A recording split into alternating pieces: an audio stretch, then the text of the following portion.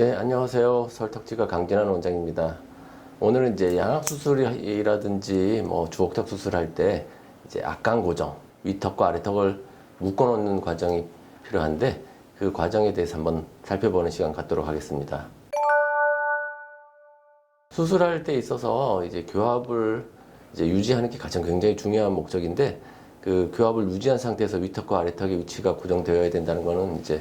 수술을 받으시는 분들 누구나 이제 다 아실 거라고 생각하는데, 이제 물론 이제 수술을 굉장하게 완벽하게 한다고 하더라도 사실 이 뼈라는 것이 만나는 점이 접촉이 불량하다든지 뭐 접촉이 좋다고 하더라도 또 얇은 부분은 흡수된다든지 변화가 될 가능성이 있기 때문에 교합을 일정 기간 정도는 교합 자체로서 맞춰놓는 시간이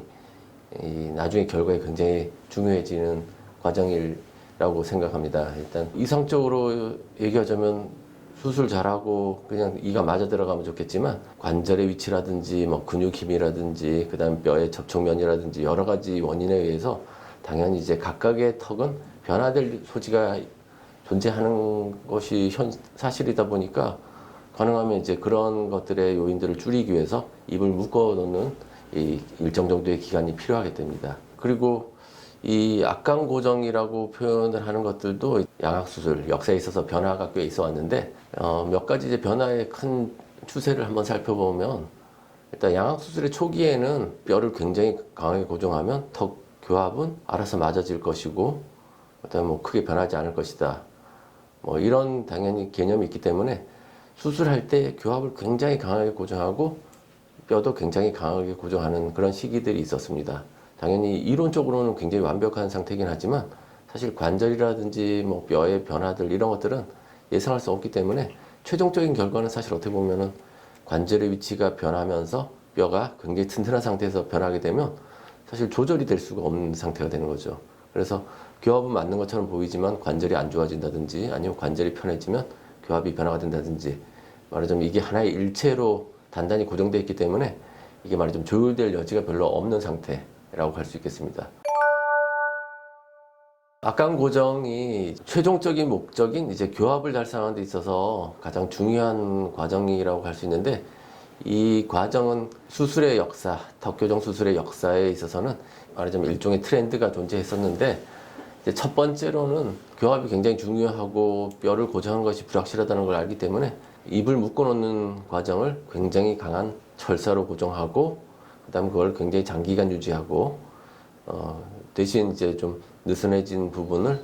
알아서 치유되는 그런 과정으로, 그러니까 아주 좀 더 이런 시기로 가자고 하면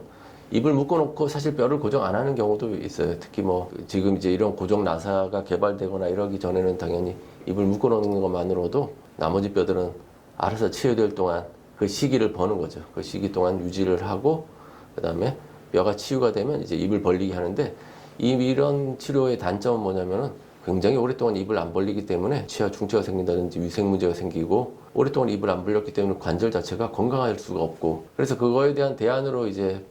다음에 제시된 방법은 최대한 뼈를 튼튼하게 고정을 하는 거예요. 악강 교정을 굉장히 느슨하게 하고 뼈를 강하게 고정하면 수술이 완벽하다는 전제하에서는 굉장히 완벽한 치료가 될 수 있지만, 사실 관절의 위치라든지 이런 것들이 항상 제 위치로 가 있거나 일정한 상태인 것은 아니거든요. 약간 변화 가능성도 있고 수술 전보다 좀 더 좋은 위치로 이동하는 경우도 있고, 그렇기 때문에 관절 위치가 변하게 되면 사실 이거는 뼈 전체가 틀어지기 때문에 교합이 굉장히 해결할 수 없는 상태가 되는 거죠. 뭐 요새 표현하면 뭐 노타이 뭐 이런 식으로 표현하는 데들도 있는데, 어떻게 보면은 너무 이론적인 완벽성을 추구했다 뭐 이렇게 생각할 수도 있습니다. 그런데 이제 그런 것들의 경험을 또 지나다 보면 악강 고정은 최소한,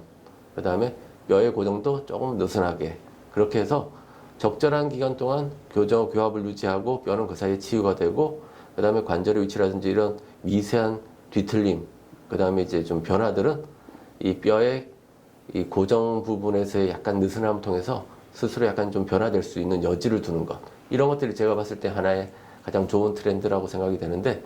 뭐 그런 방법으로서는 뭐 저희 같은 경우는 입원해 있는 2, 3일 정도만 조금 타이트하게 고정을 해서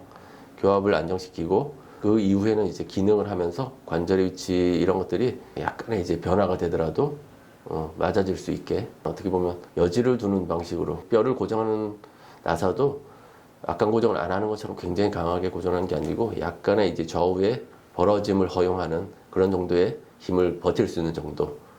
그다음에 뼈가 치유됨에 있어서는 방해가 되지 않을 정도의 강도를 가지고 고정을 하게 됩니다. 그렇게 했을 때 장점은 확실히 환자들이 입을 빨리 벌 수 있고 그다음에 이제 관절 문제가 생기는 경우가 많지 않기 때문에 장점이라고 할 수 있고 좀 구체적으로 얘기하면 한 2박 3일 정도 입원하는 동안 입을 좀 강하게 고정하고 그 이후에는 약간만 힘을 가하면 입이 벌어질 수 있는 정도의 그런 고무줄 힘을 통해서 약간 입 벌리는 걸 제한하는 정도로 한 2, 3주 정도를 유지하고 그 이후에는 이제 자유롭게 좀 더 느슨하게 만들어주는 그런 식으로 고정을 하고 그다음에 나사 고정 같은 경우도 옛날에 쓰던 긴 나사를 통해서 강하게 고정한다기보다는 얇은 금속판을 통해서 약간의 이제 휘어짐을 허용하는 정도 그런 정도의 강도로 고정하고 있습니다. 그런 것들을 이제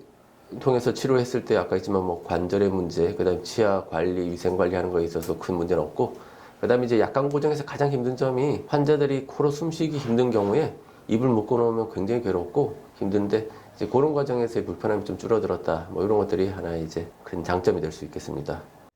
좋아요, 구독, 알림 설정까지 감사합니다.